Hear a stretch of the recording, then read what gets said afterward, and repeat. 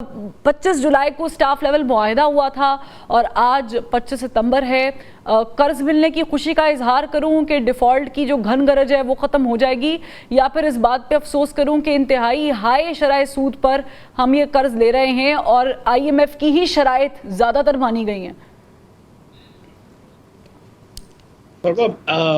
देखें, जब आप अपना खुद काम सही नहीं कर सकते और आप बजट ठीक नहीं बना सकते, आप इस्लाहात नहीं लाना चाहते, आपके इदारे अरबों का नुकसान करते हैं, जैसे PIA ने पिछले साल 90 अरब का नुकसान किया है, रेलवे भी 80-90 अरब का नुकसान कर रही है, स्टील मिल भी अरबों में नुकसान कर रही है, दीगर इदारे 700 अरब रुपए के पावर के इदारे नुकसान कर रहे हैं, आप टैक्स भी नहीं ले सकते। आप दुकानदारों से पिछले 2 महीने में आपको पता है 5 लाख रुपए ताजिर दोस्त स्कीम में आए हैं। जब आप ये काम नहीं कर सकते और तो फिर आपको बार बार जाकर बाहर के इदारों से, बाहर के इदारों के सामने झोली फैलानी पड़ती है, और जब आप झोली फैलाते हैं तो फिर उसकी बात माननी पड़ती है। मतलब ये कोई शख्सियत के ऊपर नहीं है, ये खुदा न खास्ता मतलब ये कि औरंगजेब साहब या किसी और साहब की बात नहीं है, मैं भी होता, कोई भी होता तो यही करना पड़ता।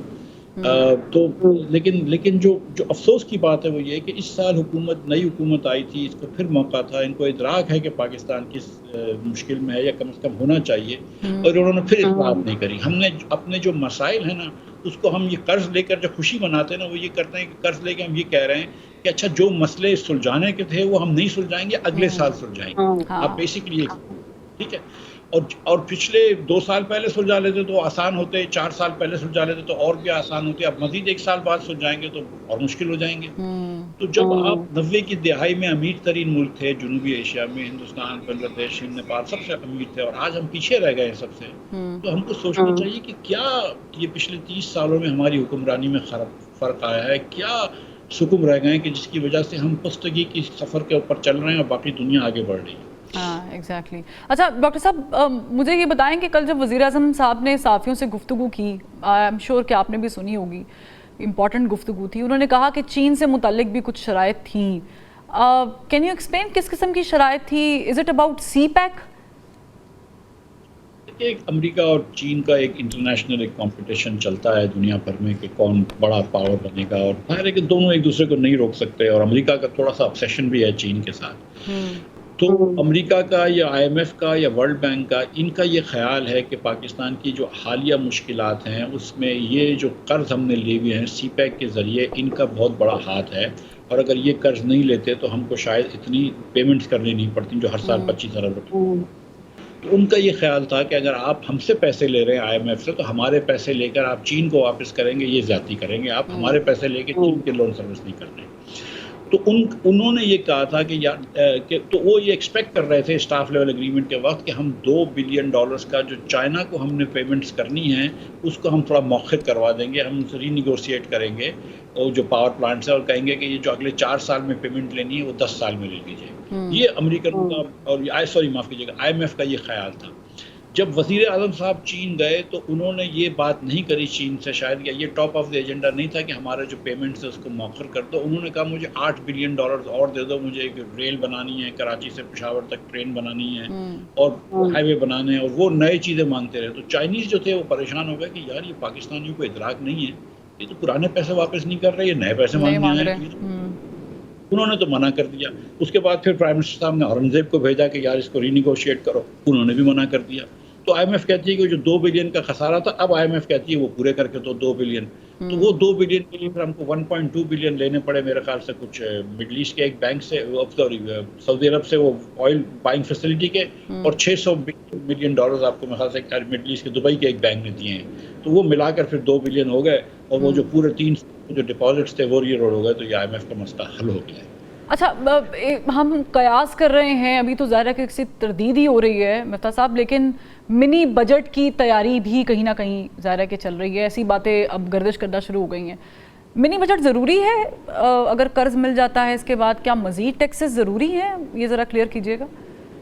देखिए, ये पहली किस्त मिलेगी आपको $7 बिलियन का प्रोग्राम की पहली किस्त मिलेगी, जो गालिबन $600-700 ملین کی ہوگی. ہاں. اس کے بعد آپ کا یہ جولائی سے سپٹمبر کا اکاؤنٹ جب IMF کے پاس جائے گا اکتوبر کے اینڈ میں, اور اس کے بعد والی جو قسط ہوگی تو IMF جولائی کے سپٹمبر میں دیکھے گا کہ آپ تو ٹیکسیشن جتنا آپ نے کہا تھا اس سے پیچھے رہ گئے. آپ آلریڈی اگست کے اندر جو ہے وہ 1 اگست تک, جولائی اور اگست میں آپ 115 ارب روپے پیچھے رہ گئے.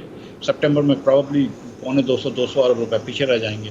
تو بولے گا یہ اس حساب سے چلو گے تو 800 ارب روپے پیچھے ہو جاؤ گے, تو اب منی بجٹ لاؤ, تو آخری 9 مہینے میں 1000 ارب روپے جمع کرنے کا کوئی اسکیم کرو.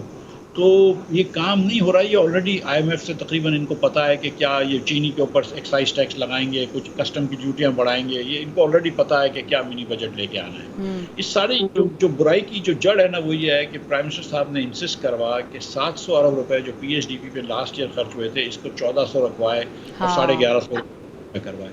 یہ جو 60% انکریز کری ہے انہوں نے, اور یہ PHDP خرچ کر سکتے ہیں نا, اس کی ضرورت تھی, جس میں یہ MNA اور MPH کے 600-700 ارب روپے اکراس پاکستان ہیں سارے صوبائی بجٹ ملا کر, جس کے اندر ان کے MNA کے 75 ارب روپے ہیں. MNS کے پروجیکٹس میں انہوں نے کیے. اس کے علاوہ انہوں نے جاری اخراجات 24% بڑھائے, جبکہ انفلیشن اس سال جو ہے 10-12% ہوگا. تو یہ جب انہوں نے اتنے اخراجات بڑھا دیے, گورنمنٹ کی سائز بڑی کر دی, انہوں نے کہا ہم پینشن کم کریں گے, پینشن کا ریفارمز کریں گے, وہ نہیں کر پائے, اب تک تو نہیں کیا اور نہیں کر پا رہے. انہوں نے کہا کہ ہم ایگریکلچر ٹیکس لگائیں گے, وہ بھی مؤخر ہو گیا جنوری تک, اب دیکھیں وہ کیا ہوتا ہے. انہوں نے کہا منسٹریز کم کریں گے, کوئی بھی نہیں کری. انہوں نے کہا ہم کوئی ریشنلائزیشن کریں گے, کچھ خرچے کم کریں گے, کچھ بھی نہیں ہوا. بلکہ وہ کیسر بنگالی نے اس سے ریزائن بھی کر دیا کہ حکومت. ہاں بالکل. بلکہ کیسر بنگالی صاحب نے جو چیزیں کہی ہیں وہ آن ریکارڈ بھی موجود ہے. انہوں نے کہا کہ اس گریڈ کے افسران سے تو وہ جان چھڑانا چاہ رہے ہیں, مگر اس گریڈ کے افسران کی جو بھاری بھرکم تنخواہیں ہیں یا ان کی جو بھی عللے تللے ہیں اس کو گورنمنٹ کو کم کرنا چاہیے. انہوں نے سجیشن بھی دی تھی جب یہ نکلے تھے. لیکن مفتیٰ صاحب آپ نے بھی ان سب چیزوں کے ساتھ ڈیل کیا. آئی اسٹل ریممبر جب آپ اس کو چیئر کر رہے تھے, منسٹر تھے, تو اسحاق ڈار صاحب خیر اب تو وہ فائنانس نہیں دیکھ رہے ہیں, لیکن اس وقت انہوں نے بڑی تنقید کی تھی کہ IMF کو صحیح ڈیل نہیں کرنا آتا, یوں نہیں کیا جا رہا, ایسے ہو سکتا تھا. تو باہر سے بیٹھ کے بات کرنا تو یقینی طور پہ ہمارے لیے بھی بڑا آسان ہوتا ہے. جب ہم کرکٹ میچ دیکھتے ہیں یہ تو ان کو ہی پتہ ہوتا ہے. لیکن ابھی جو گورنمنٹ نے جس طریقے سے ڈیل کیا ہے, اورنگزیب صاحب اس کو لیڈ کر رہے ہیں, یہ بالکل ٹھیک کیا ہے کیا؟ ہم نے ساری شرائط ان کی مانی یا کچھ روم ہم نے رکھا ہے اس کے بیچ میں؟ دیکھیے مجھے ظاہر ہے کہ انٹریکسیز تو نہیں پتا کہ ان کی کیا شرائط تھی اور ان کی کیا شرائط ہم نے مانی ہے نہیں مانی. مجھے وہ تو نہیں پتا کہ وہ کیا بات چیت ہوتی تھی. میری گزارش یہ ہے کہ دیکھیں پاکستان کو آپ کو ٹھیک کرنا ہے تو جو بھی آپ نے IMF سے معاہدہ کر لیا, لیکن پھر آپ کو کچھ اصلاحات کرنی ہے. مثال کے طور پر اگر آپ بجلی اور گیس کو مہنگی کر دیتے ہیں, اتنی مہنگی کر دیتے ہیں کہ خطے میں کسی ملک کی اتنی مہنگی بجلی نہیں ہے, ہم سے بہت امیر ملکوں بھی اتنی مہنگی بجلی نہیں ہے, تو آپ نے پاکستان کے عوام کو ایک بوجھ کے نیچے ڈال دیا. نمبر 1. نمبر 2, آپ نے کوئی اصلاحات تو نہیں کری نا. ہم نے کوئی نجکاری کی طرف گئے, ہم نے کوئی TND لاسز ترسیل اور تقسیم کے نقصانات کم کرے. جو لوگ بل نہیں دے رہے ہم اس کو آج بھی بجلی دے رہے ہیں. فروہ صاحبہ کے بل میں اور مفتاح اسماعیل کے بل میں جو ہے وہ ان کے بھی بل کے پیمنٹس آتی ہے جو لوگ بجلی نہیں دے رہے ہیں لیکن ان کو دینے پڑتے ہیں. چوری آپ کم نہیں کر سکے ڈسٹریبیوشن کمپنیز کے اندر. تو آپ نے کوئی اصلاحات تو نہیں کری. آپ نے تو صرف یہ کیا کہ IMF کے کہنے پہ آپ نے اخراجات جو ہے وہ جتنا بھی خرچہ تھا جتنا وہ بلوں میں ڈال کے لوگوں کو دے دیا. تو IMF نے آپ کو ادھر تو نہیں روکا ہے کہ آپ اصلاحات کریں اور اخراجات کم کر دیں. IMF نے تو نہیں کہا تھا کہ آپ PHDP 700 ارب سے بڑھائیں. IMF نے تو نہیں کہا کہ آپ جاری اخراجات اتنے بڑھائیں. IMF تو نہیں کہتا ہے کہ آپ ترسیل اور تقسیم میں اتنا نقصان کریں. یہ تو ہماری اپنی غلطی ہے نا کہ ہم اتنا نقصان کر رہے ہیں. نہ کریں نقصان. جہاں ان لوگوں کے پیچھے جو بل نہیں بھرتے, IMF کو آپ نے کہا ہم دکانداروں سے ٹیکس لیں گے 50,000 روپے, 6 لاکھ روپے بات ہوئی, اب ہم 100 روپے پہ آ گئے ہیں. پچھلے 2 مہینے میں 5 لاکھ روپے جمع کرے. تو مجھے بتائیے کہ مطلب اس میں ہم IMF کو برا بھلا کہہ سکتے ہیں, امریکہ کو, چین کو, جس کو بھی برا بھلا کہنا ہے, لیکن سچی بات یہ ہے کہ جو آج وزیر اعظم بیٹھے ہوئے ہیں یہ ان کی ذمہ داری ہے. جیسے بھی آئے ہیں اس قوم پہ بھی آئے ہیں, لیکن یہ وزیر اعظم ہے اور ان کی ذمہ داری ہے. یہی ہماری حکومت ہے اور اس حکومت نے یہ اصلاح نہ کر کے, اصلاحات کا شروع نہ کر کے 1 سال اور ضائع کرا ہے. لیکن یہاں پہ میں آپ سے ایک سوال کرنا چاہتی ہوں. نان فائلرز کا ہم ذکر کرتے ہیں, آپ نے بھی کیا جب آپ منسٹر تھے, موجودہ منسٹر اور گورنمنٹ بھی بات کرتی ہے. اب ہم دیکھ رہے ہیں کہ لوگ 15 پابندیوں کا ذکر کر رہے ہیں کہ یہ بھی کر دیں گے اگر آپ فائلر نہ ہوئے, یہ بھی کر دیں گے.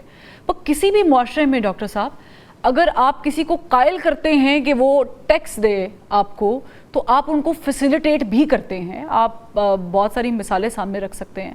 نہ ہمارے یہاں پر ہاسپٹلز کی حالت بہتر ہوئی ہے، نہ اسکول سسٹم. تو مجھے بتائیں کہ آپ کیسے کسی کو قائل کریں گے کہ آپ جو ہے وہ ٹیکس نیٹ میں شامل ہوں؟ دیکھیں، آپ کا جو سوال ہے وہ آئی تھنک کہ بہت بیسکس پرابلمس پہ آپ جا چکی ہیں اس سوال کے ذریعے، کہ ایک طرف آپ تنخواہ دار طبقے کو کہہ رہے ہیں کہ 38.5% ٹیکس دو، بزنس انڈیویجولس کو کہہ رہے ہیں 49.5%، یعنی کہ آدھی اپنی آمدن جو ہے وہ حکومت کو دو، جو جس میں ڈاکٹر، بالکل میں بھی دیتی ہوں، بالکل. اور آپ بزنس کہہ رہے ہیں کہ 60%، 55% ٹیکس دو. اور دوسری طرف جو آپ کا سوال ہے کہ اس کے عوض کیا ملتا ہے. گرمیوں میں آپ کے یہاں لوڈ شیڈنگ ہو جاتی ہے، جتنا بھی بجلی مہنگی ہو گرمیوں میں لوڈ شیڈنگ ہوتی ہے. سردیوں میں آپ کے پائپوں میں گیس نہیں آتی ہے، صبح بچوں کو ناشتہ بنانا ہو تو گیس نہیں آتی ہے، مائیں کو ناشتے کو بچے کو بھیجنا پڑتا ہے.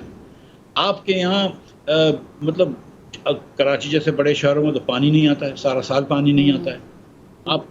آپ کی حکومت کی اسکولیں ایسی بری ہیں کہ آدھے سے زیادہ بچے جو ہیں وہ پڑھ نہیں سکتے. 10 سال کی عمر کا کوئی بچہ پڑھ نہیں سکتا. میں آپ کو بتاؤں اس ملک میں ہم غریب ہیں، میں جانتا ہوں، لیکن غریب ملک کے اندر بھی ہم زندگی کو آسان کرنے کی کوشش کرتے تھے. ہم زندگی کو مشکل بناتے ہیں. ہمارا انٹرنیٹ نہیں چلتا یہاں پہ. اگر آپ کراچی میں، اور ناٹ جسٹ کراچی میں، اگر کوئی بندہ کا انتقال ہو جاتا ہے، میں آپ کو بتا رہا ہوں قبرستان میں قبر ڈھونڈنے کی جگہ مشکل ہوتی ہے. وہ پورا خاندان پیچھے پڑ رہا ہوتا ہے. دوائی دارو کا تو ایک زندگی کے اندر کام ہے، مطلب مرنے کے بعد بھی انسان کو پھر. اور جو بیچارے جس کے یہاں انتقال ہو جاتا ہے وہ بیچارہ غریب ہو یا نہ ہو، 25-50 ہزار روپے کا اس کا خرچہ ہو جاتا ہے. مطلب حکومت نے کہیں آپ کا ہاتھ نہیں بٹایا، کہیں آپ کا ہاتھ نہیں پکڑا. آج بھی یہ جو 3 مہینے سے ہم نے دیکھی ہے یہ حکومت ہے، ایک پیسے کا لیجسلیشن لے کر آئی ہے جس سے عوام کو کوئی فائدہ ہو. یہ کورٹ کچہری کھیلتے ہیں، کبھی اس جج کو ڈال دو، کبھی اس جج کو نکال دو، کبھی یہ امینڈمنٹ کر دو. یہ سارے اپنی کرسی بچانے کے لیے کام کر رہے ہیں. اس حکومت نے کوئی ایک کام کیا ہے کہ یار یہ انفلیشن بڑا ہو گیا ہے، یا انفلیشن کے اندر ہم یہ بہتری کر سکتے ہیں، یہ بجلی کے بل کے اندر ہم نہیں، یہ وہ بہتری کر آپ بھول رہے ہیں. مریم نواز صاحبہ نے اپنے والد کے ہمراہ ایک بڑا اچھا اقدام اٹھایا تھا، 14 روپے کا ریلیف دینے کے لیے.